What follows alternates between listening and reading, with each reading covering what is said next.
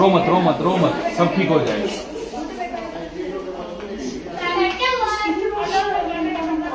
बरोबर आहे, संपलंच ना गं सगळं, काय राहिलं? एवढं माणूस की कोण दाखवतो?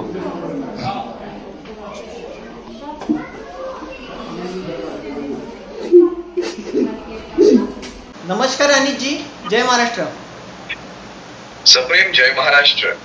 अनितजी, तुम्ही सांगा मला, आपण डायरेक्ट सुरूच करूया विषयाला, की तुम्ही काश्मीरमध्ये त्या पुलगाममध्ये तो हल्ला झाला, अतिरेकी हल्ला, जो निर्भीड हल्ला झाला, धर्म विचारून मारलं गेलं आपल्या तिकडच्या लोकांना, बरोबर? तर त्या हल्ल्याचा आपण पहिला निषेध करतो आणि आपण एक श्रद्धांजली वाहूया, ठीक आहे अनितजी? आपण हात जोडून श्रद्धांजली वाहूया, एक 5 सेकंद म्हणून। सर्व मुलांना भावपूर्ण श्रद्धांजली। ओम शांती। ओम शांती। ठीक आहे, तर अनितजी मला तुम्ही सांगा, त्या पुलगाम, बरोबर, त्या पुलगाम मध्ये तुम्ही तिथे कधी गेला होतात आणि तिकडचा तुमचा अनुभव मला सांगा जरा। बघा, सर्वात प्रथम आपल्या सर्वांना याची कल्पना आहे की जम्मू काश्मीर हे संपूर्ण राज्यच हे संवेदनशील राज्य आहे, बरोबर? जर आपण राज्यात जेव्हा कधी आपण जातो, तुम्हाला सुरुवात होते तुमच्या मोबाईलच्या सिम कार्ड पासून। ओके। तुमचं जे भारतातलं प्रीपेड कार्ड असतं ते तिकडे चालत नाही, तुमचा नंबर पोस्टपेड असणं हे फार गरजेचं आहे। इथपासून आपल्याला त्याची दाहकता जाणवते, कारण तिकडे प्रत्येक गोष्ट ही व्हेरीफाय करूनच दिली जाते। आणि सिम कार्ड असेल, इंटरनेट ऍक्सेस असतील, या गोष्टी या टेरर अटॅक्स मध्ये या जास्त वापरले जातात, ज्याचा पुढे अतापता लागत नसतो, त्यासाठी हा सगळा खटाटो, बरोबर? आता ज्या वेळेस आपण पर्यटक म्हणून तिथे जातो, आपण एकतर इथून पोस्टपेड घेऊन जात असतो किंवा तिथे जाऊन आपण पोस्टपेड खरेदी करत असतो। ओके। आणि तिथे कुठेही प्रीपेड कार्ड चालत नाही। जनरली तुम्ही ज्यावेळेस एखाद्या एअरपोर्ट मध्ये, सर्वसामान्य एअरपोर्ट मध्ये जाता, समजा मुंबई एअरपोर्ट असेल, तुम्हाला जेवढी सिक्युरिटी चेकिंग नाहीये त्याच्या 10 पट सिक्युरिटी चेकिंग तुम्हाला एक साध्याशा श्रीनगर एअरपोर्ट वर आहे। अगदी तुमची गाडी सुद्धा स्कॅन होऊन जात असते, याचा अर्थ तुम्ही लक्षात घ्या तो एअरपोर्ट किती संवेदनशील असेल। अगदी तिथे तुम्हाला युद्धजन्य परिस्थिती वाटते। आता श्रीनगर, सर्वात प्रथम आपण जम्मू काश्मीर मध्ये जातो कसं, तर बाय ट्रेन किंवा बाय एअर। बाय ट्रेन मी गेलेलो नाहीये कधी, त्यामुळे मला श्रीनगर रेल्वे स्टेशनचा तितकासा अनुभव नाही, पण बाय एअर ज्या वेळेस मी गेलो, श्रीनगर एअरपोर्ट हा जणू काही मिलिटरीचा कॅम्प आहे। तुम्हाला एअर होस्टेस इथपर्यंत सांगतात की तुम्ही ज्यावेळेस एअरपोर्टवर असाल किंवा एअरप्लेन मधून खालची शूटिंग घेत असाल तर तुम्ही ती घेऊ नये, जोपर्यंत आपण एका सर्टन लिमिटच्या बाहेर जात नाही। याचा अर्थ लक्षात घ्या, खाली काही महत्वाची ऑफिसेस आहेत, डिफेन्सची ऑफिसेस आहेत, बरोबर? इथूनच आपल्याला त्या राज्यात लक्षात येते। आता राहिला विषय तिकडच्या सुरक्षेचा आढावा घेण्याचा, तर बघा, फेब्रुवारीच्या सुरुवातीलाच मी तिथे गेलो होतो। मी त्यावर एक सविस्तर व्हिडिओ सुद्धा केला होता। तिथे सोनमर्गच्या त्या टनलच्या बाहेर राहून, जिथे स्वतः देशाच्या पंतप्रधानांनी तिथे त्या टनलचं झी मार्ग म्हणतात त्याला, सोनमर्ग टनल म्हणतात, जो लेह लडाखला काश्मीरशी जोडतो, काश्मीर घाटीशी जोडतो। कारण जम्मू हा एक वेगळा भाग आहे, काश्मीर हा एक टोटल वेगळा भाग आहे, बरोबर? काश्मीर हे पूर्णतः घाटींचा किंवा व्हॅलीज आपण म्हणू शकतो। त्या काश्मीरला जोडण्यासाठी एवढा मोठा 3300 कोटींचा तो टनल बांधला गेला। तिथे उभा राहून मी तो व्हिडिओ केला होता आणि शिवसेना एक वादळवर मी तो प्रसारित केला होता। त्यावेळेस त्याला जवळपास 2 लाख लोकांनी पाहिलं। मी त्याची तुलना केली होती आपल्या महाराष्ट्रातल्या मुंबई गोवा हायवेशी। खरं तर मी कुठेही काश्मीरचा आणि काश्मीर विषयी असूया दाखवली नाही माझ्या मनामध्ये, पण मला कंपॅरिझन करायचं होतं। एक राज्य महाराष्ट्र, एक राज्य जम्मू काश्मीर, आणि होय ते राज्य पाकिस्तानच्या, चीनच्या बाजूला आहे, त्यामुळे तिथे असले रस्ते असणे आवश्यकच आहे, पण त्याचसोबत महाराष्ट्रामध्येही विकास होणं आवश्यक आहे, हे माझा उद्देश होता। आता ज्यावेळेस मी सोनमर्ग असेल, पहलगाम असेल, गुलमर्ग असेल, श्रीनगर असेल, दल लेक असेल, किंवा हा सगळा पट्टा ज्यावेळेस आपण, आता बघा हे सगळे टुरिस्ट स्पॉट आहेत ज्यांची मी आता नावं घेतली। काल जो हल्ला झाला तो पहलगाम मध्ये, पण हे सगळे टुरिस्ट स्पॉट ज्यावेळेस तुम्ही रस्त्यावरून प्रवास करत असता, म्हणजे नॅशनल हायवे वरून प्रवास करत असता, तुम्हाला तिथे सिक्युरिटी दिसेल, नो डाऊट। तुम्हाला प्रत्येक पावली तुम्हाला सिक्युरिटी दिसेल, आणि इतकी म्हणजे त्याच्यात एनएसजी कमांडो सुद्धा मला पाहण्यात आले। पण माझा अनुभव ज्यावेळेस आपण टुरिस्ट स्पॉट वर जातो, म्हणजे जसं बघा तुम्ही, पहलगाम हा खाली आहे, म्हणजे, आणि बायसरन व्हॅली, त्याला एबीसी व्हॅली म्हणतात, त्याच्यातली ती बी व्हॅली जी आहे त्याला बायसरन म्हणतात। एक चंदन व्हॅली ही सी व्हॅली आणि बायसरन ही बी व्हॅली। त्यातला ए आणि सी इथपर्यंत गाड्या जातात, पण बी ही जी व्हॅली आहे त्याला बायसरन व्हॅली किंवा त्याला आपण स्वित्झर्लंड, मिनी स्वित्झर्लंड म्हणतात. हो. आणि होय, ते खरंच मिनी स्वित्झर्लंड आहे. काल ज्यावेळेस तो हल्ला होत होता, तिकडचे व्हिडिओ काही प्रसारित होत होते, ते व्हिडिओ ज्यावेळेस मी पाहिले, मला माझा अनुभव लक्षात आला. कारण ज्या ठिकाणी तुम्ही पाहिला असाल त्या गेटच्या मधोमध एक विवस्त्र अवस्थेतलं एक प्रेत बऱ्याच जणांनी पाहिलं. विवस्त्र अवस्थेतलं ते प्रेत होतं. त्या प्रेताच्या ठिकाणी तिकीट घेतलं जातं. म्हणजे तिथे आपण तिकीट काढत असतो. आतमध्ये जाण्याची 30 रुपयांची फी असते. बरोबर. लहान मुलांची 15 रुपये आणि प्रौढांची 30 रुपयांची त्याच ठिकाणी फी घेतली जाते. ओके. आता ज्या वेळेस आपण पहलगाम ते बायसरन व्हॅली हा जो प्रवास करतो, हा प्रवास जवळपास मला वाटतं 8 ते 9 किलोमीटरचा हा प्रवास असावा. पण या प्रवासामध्ये तुम्ही गाडीने जाऊ शकत नाही. ओके. तिथे घोड्यानेच जावं लागतं. ओके. आता याचा अर्थ असा नाही की ते गाडी जात नाही, का विशिष्ट अंतरापर्यंत गाडी जाते, पण त्याच्या पुढे तुम्हाला दुर्गम भाग आहे. हा. घोडे डोंगरावर चढतात, गाडी चढत नाही. ते घोडे सुद्धा, माझा स्वतःचा घोडा पडलेला आहे, हा माझा तुम्हाला एक अनुभव सांगतो. बर्फ होतं. ओके. आता कदाचित ते कालच्या व्हिडिओ तुम्ही पाहिलं, बर्फ मला दिसलं नाही, पण तिथे घोड्याने तुम्हाला हळूहळू हळूहळू वर जावं लागतं आणि घोड्यासोबत त्यांची माणसं सोबत असतात. पण या सबंध 8 किलोमीटरच्या प्रवासामध्ये अभिजी मला एकही सिक्युरिटी पर्सनेल तिथे दिसला नाही. हा सिक्युरिटी ब्रीच आहे. हे आपलं फेल्युअर आहे. या गोष्टी मी माझ्या कालच्या स्वतःच्या शिवसेना एक वादळवर प्रसारित केलेल्या व्हिडिओमध्ये मी स्वतः बोललेलो आहे. ज्या ठिकाणी जवळपास 4 ते 5 हजार पर्यटक, आता पर्यटक त्यासोबत स्थानिक काश्मीरी, त्यासोबत तिकडचे व्यापारी, हे सारेच्या सारे ज्या ठिकाणी जवळपास 4-5 हजारांच्या घरात ज्या ठिकाणी असतात, त्या ठिकाणी सिक्युरिटी नसावी हा एक मोठा त्या ठिकाणी सिक्युरिटी नसावी हा एक मोठा सिक्युरिटी ब्रीच आहे. मला याच्यात कशा प्रकारे, आता आपण काय याच्यात कसा विचार करू मला माहित नाही, पण जे आहे ते सांगणं गरजेचं आहे. ज्या ठिकाणी आतमध्ये जिथे ते मॅगीचे स्टॉल लागतात, जिथे त्या महिला म्हणत होत्या माझ्या नवऱ्याला वाचवा, माझे पती को बचाव वगैरे, बघा तुम्ही तो तिथे खुर्च्या दिसतील तुम्हाला बाजूला. तिथे मॅगी असेल, चहा असेल, तो कावा असेल त्यांचा स्थानिक, किंवा ऑमलेट असेल, अशा प्रकारचे छोटे काही तुम्हाला म्हणजे अगदी नाश्त्यासारखे पदार्थ तुम्हाला मिळतात. तिथे सुद्धा एकही सिक्युरिटी पर्सनल नाही. मग आणि तुम्हाला आणखी एक त्या भागाचं वैशिष्ट्य सांगतो, त्याचा काहीच भाग फक्त मोकळा आहे, नाहीतर त्याचा अगर तुम्ही उंचाचा भाग बघाल तर संपूर्ण घनदाट जंगल आहे. घनदाट म्हणजे खाली सूर्याचा उजेड सुद्धा येणार नाही. अगोदरच तिथे सूर्य फार कमी दिसतो. आणि बायसरन व्हॅलीच्या खालच्या बाजूला म्हणजे ढलान बोलतो आपण तिथे, जिथे झिप लाइनिंग केली जाते, आपण ते झिप लाइनिंग म्हणतो ना, ती झिप लाइनिंग ज्या ठिकाणी होते, जिथे त्या झिप लाइनिंगचा शेवट होतो, ते सुद्धा घनदाट जंगलात होतो. आता वरच्या बाजूला म्हणजे उत्तर बाजूला तिथे आपण जिथे बाबा अमरनाथची यात्रा स्टार्ट होते, तो पॉइंट आहे वरती. आणि त्याच्या पलीकडे एलओसी आहे, लाईन ऑफ कंट्रोल आहे पहलगामच्या पलीकडे, जी आंतरराष्ट्रीय, सध्या आंतरराष्ट्रीय म्हणता येणार नाही, ती विवादित आहे, पण पाकिस्तानची सीमा तिथून फार जवळ आहे. दुसरी गोष्ट, जर आपण अशा ठिकाणी एवढ्या उंचावर आपण आलेलो असेल आणि तिथे हेलिकॉप्टर शिवाय म्हणजे आर्मीच्या गाड्या येऊ शकत नाहीत, आर्मीची कुठलीही बंदोबस्त वेळेत पोहोचू शकत नाही, तर तिथे तुम्हाला हेलिकॉप्टर, काल ती प्रेत सुद्धा हेलिकॉप्टरने घेऊन गेलेली आहेत, कारण ती तुम्ही घोड्यांवर लादून नेऊच शकत नाही. बरोबर. लक्षात घ्या, जिथे एवढा मोठा पर्यटकांचा रेटा असेल तिथे सिक्युरिटी माझ्याही वेळेस नव्हती. मी पुन्हा सांगतो, तुम्ही त्या स्पॉटवर गेला होता मनामध्ये आला, हा विषय मनामध्ये कुठतरी आला की हे कसं काय, म्हणजे इथे समजा एखादा प्रसंग घडला आणि नेमकं 2 महिन्यानंतर आज ते घडलेलंच आहे. दुर्दैव. म्हणजे तुम्ही त्या स्पॉटवर गेला होता 2 महिन्यापूर्वी, फेब्रुवारीला सर. होय. त्यावेळी पण तुम्हाला तिथे सिक्युरिटी काहीच दिसली नाही. अगदी शून्य. म्हणजे तिथे काही प्रसंग घडला तर सिक्युरिटी, तुम्हाला पुन्हा सांगतो, शून्य सिक्युरिटी, काहीच नाही. म्हणजे सरकारी फेल्युअर म्हणायचं किंवा निष्काळजीपणा सरकारचा, काय म्हणू शकतो आपण याला?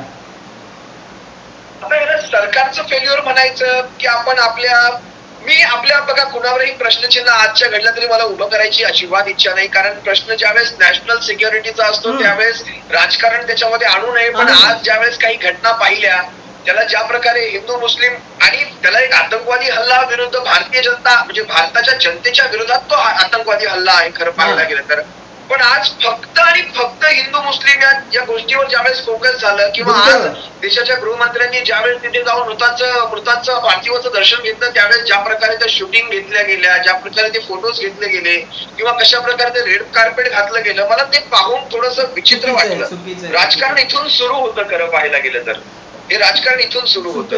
आणि जे आपल्याला माहिती असेल साधारण एक 4-5 दिवसापूर्वी पाकिस्तानचे जनरल चीफ मुनीर त्यांनी पण एक ह्याच संदर्भात बोललं होतं की हिंदूंचं धर्म वेगळा आहे, मुसलमानांचा वेगळा आहे काश्मीर संदर्भात. तर त्याबद्दल सांगा जरा, त्यांनी काय स्टेटमेंट दिली होती जनरल मुनीर, ह्याचं काय लिंक लागू शकते का?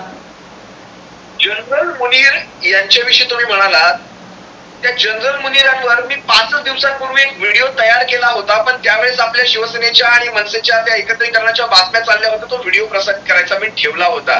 पण आज लक्षात येतंय खरंच तो व्हिडिओ तेव्हा टाकला असता तर एक वेळ बरं झालं असतं. ते काय म्हणाले होते बघा, हे की we are different from Hindus, every possible aspect of life we are different from the Hindus, religion, culture, thoughts आणि अँबिशन्स. आपला धर्म, संस्कृती, विचार आणि आपली उद्दिष्ट ही हिंदूंपेक्षा वेगळी आहेत. आणि तुम्हाला माहिती असेल यांचे जे राष्ट्रपिता होते जिन्ना, या राष्ट्रपित्याचा जिन्ना, बॅरिस्टर जिन्ना याचा राष्ट्रपित्याचा तो द्विराष्ट्र सिद्धांत हाच होता, टू नेशन थेअरी. बरोबर, हिंदू मुस्लिम या धर्माच्या आधारावर 2 राष्ट्रांची निर्मिती. आणि हाच व्यक्ती, ही अशी माणसं खरं तर एखाद्या राष्ट्राचे आर्मी चीफ होतात, हे खरं तर दुर्दैव आहे. कारण आर्मी ही कधी असे भ्याड हल्ले करत नसते कुठल्याही राष्ट्राची आर्मीने, आणि कधीही करू नये.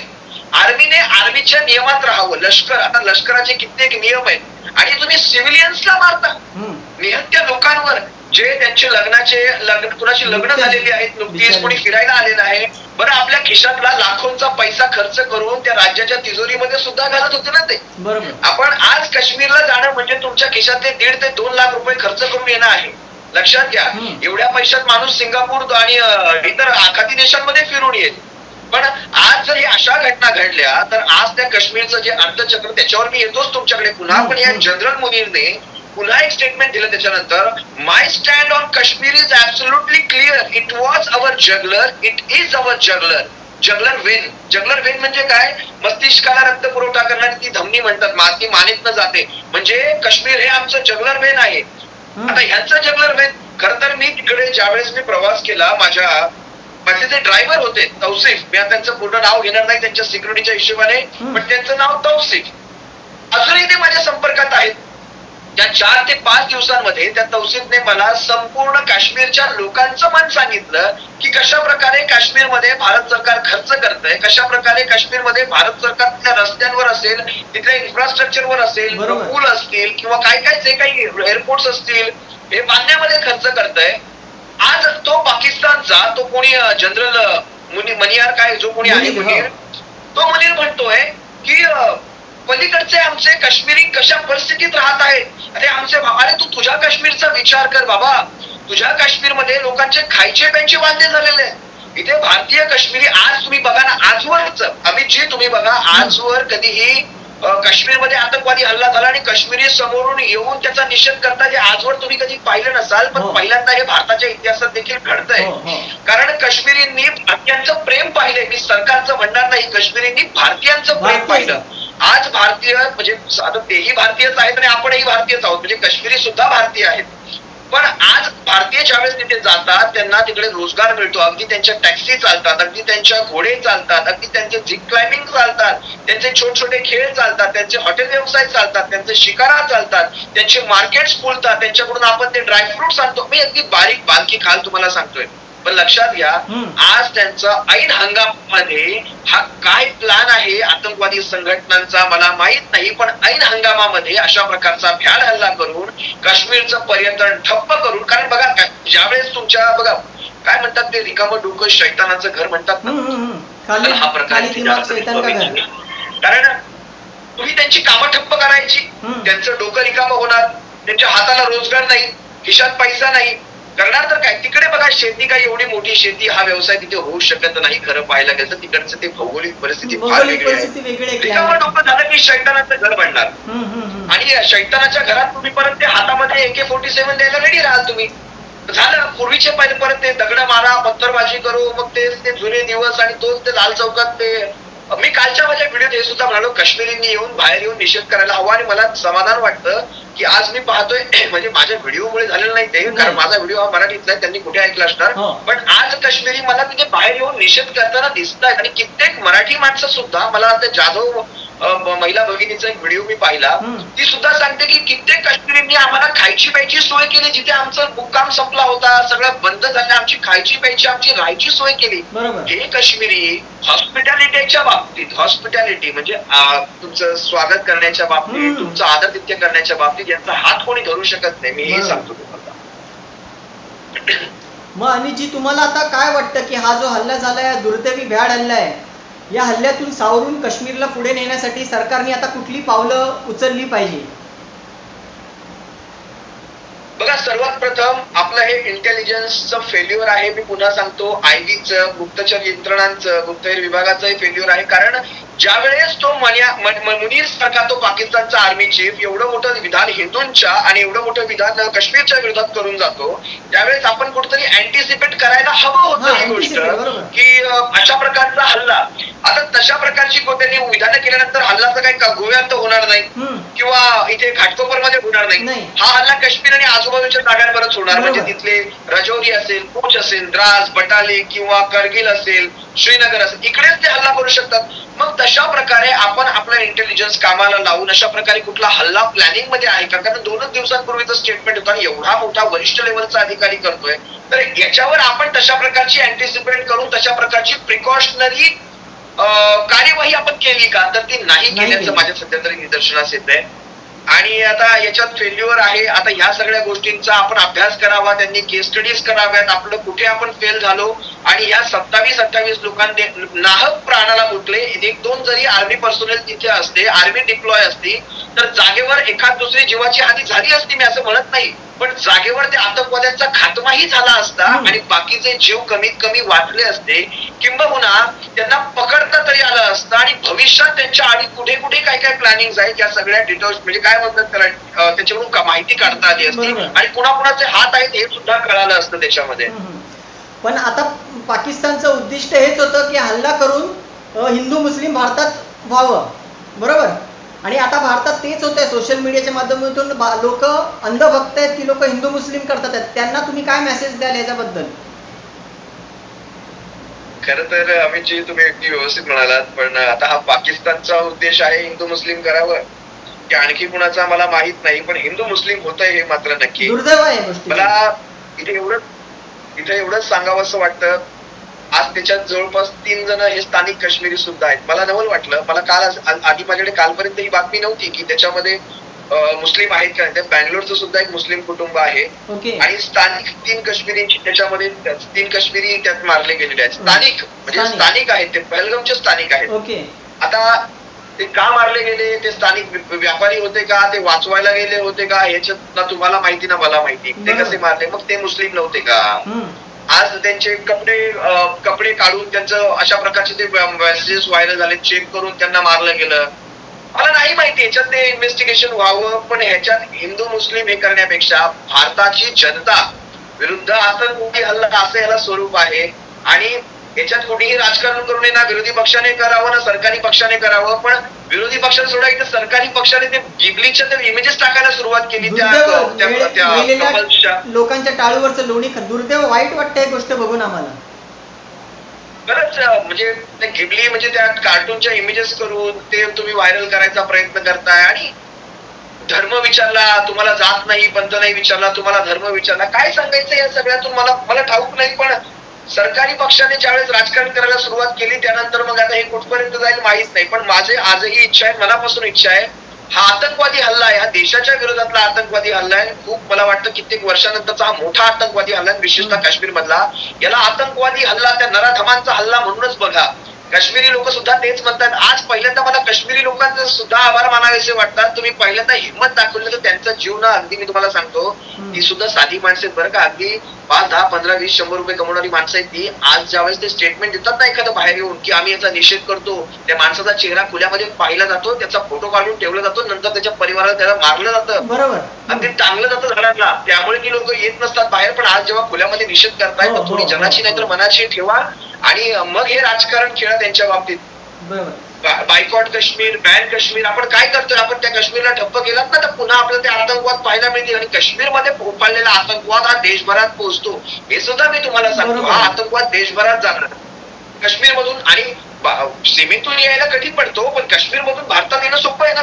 ते आतंकवादी जर तयार झाले तर हे भारतभर पोहोचतील आणि मग कुठे कुठे तुम्हाला हे अशा प्रकारचे हल्ले पाहायला मिळतील. बरोबर. याचा विचार करा कधीतरी. काश्मीर जितकं हस्त खेळतं राहील, काश्मीर जितकं फुललेलं राहील, सदाबहार राहील, ते भारतासाठी कायम चांगलं आहे. बरोबर. याचा विचार आपण कधी करणार आहोत? आणि जे आपले लोक पण अजून तिथे अडकलेले आहेत, अजून ती लोक आले नाहीत. आपले पर्यटक महाराष्ट्रामधले आहेत, आपल्या देशामधले आहेत आणि स्थानिक काश्मीरी लोक तुम्हाला माहिती असेल त्या आता ते मुसलमानच आहेत बहुतेक, तरी स्थानिक काश्मीरी लोक त्या आपल्या हिंदू लोकांना वाचवत आहेत, त्यांना खाऊ पिऊ घालत आहेत. तुम्ही बघितला असेल व्हिडिओ. आपल्या रुपाली ठोंबरे मॅडम पण अडकले आहेत त्या राष्ट्रवादीच्या, बरोबर ना तिथे. अगदी अगदी अगदी. मी माझा आणखी तुम्हाला अनुभव सांगतो. आता या आपल्या पर्यटकांना महाराष्ट्र सरकार आणि भारत सरकार सगळे पर्यटक सगळ्यांसाठी ते प्रयत्न करतायत त्यांना काढण्यासाठी.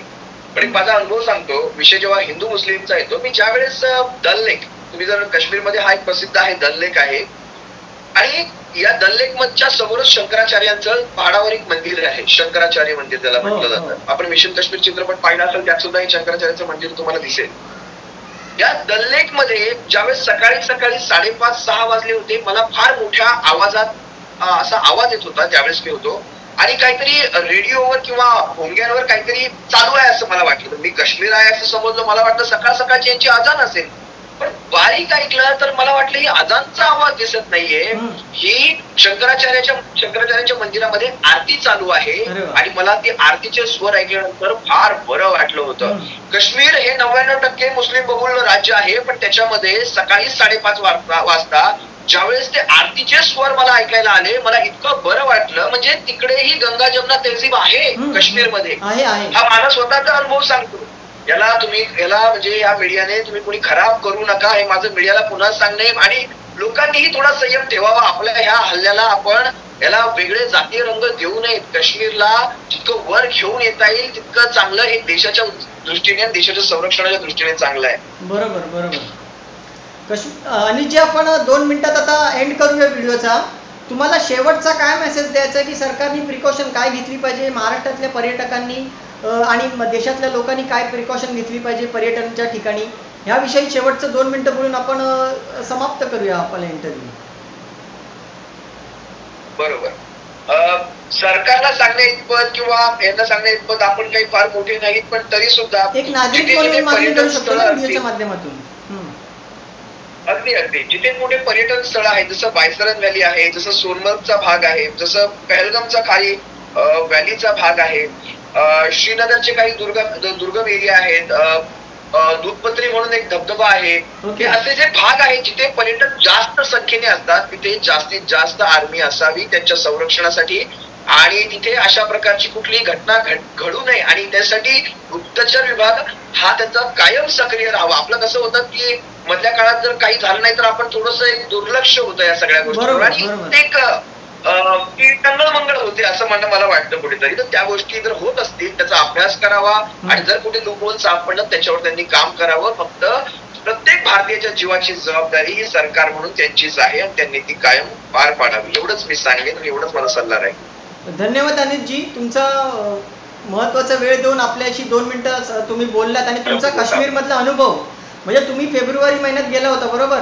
तुम्ही त्या पुलगाम मध्ये हल्ला झाल्या त्या स्पॉटवर जाऊन आला, तुमचा अनुभव तुम्ही शेअर केला आणि स्थानिक काश्मीरींचे काय विचार आहेत आणि भारत सरकार तिकडे चांगल्या पद्धतीने काम करते. फक्त सिक्युरिटी नाहीये बरोबर, चांगलं काम करते सरकार मान्य आहे पण त्यांनी सरकारने त्या विविध क्षेत्रामध्ये जे तुम्ही आता भाग सांगितले ते सरकारने ते सिक्युरिटी द्यावी आणि लोकांचं पुन्हा एकदा तिकडच्या काश्मीरचं आणि सामान्य पर्यटकांचं काउन्सिलिंग करून काश्मीर पुन्हा एकदा आपण कशाने नव्याने उभं राहू हेच आपण विनंती करू. आणि तुम्ही आलात आमच्याशी आणि बोललात. आणि अनिलजी धन्यवाद, थँक्यू व्हेरी मच. धन्यवाद. जय हिंद, जय महाराष्ट्र. आभार. जय महाराष्ट्र. जय महाराष्ट्र. जय महाराष्ट्र. जय हा यूट्यूब चॅनल लाईक करा, सबस्क्राईब करा, शेअर करा आणि बेल आयकॉनचं बटन दाबा.